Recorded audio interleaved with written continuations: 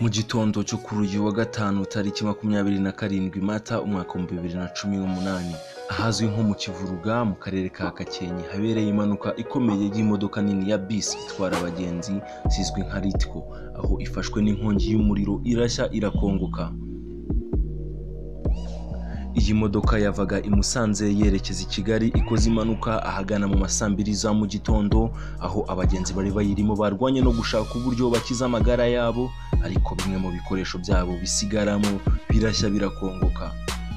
Umwe mu baraho hafi aho impanuka yabereye yavuze ko bishoboka ko ibyangirikiye muri iyi mpanuka ari ibikoresho by'abagenzi, dore ko ngo igitangira gushya umushoferi yahise asaba abagenzi kuvamo vuba na bwangu ku buryo umuriro watangiye kuba mwinshi abagenzi bamaze kuvamo.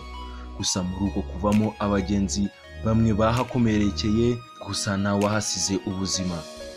Gusa kugeza ubu ngubu ntiharatangazwa icyaba cyateye iyi nkongi y'umuriro.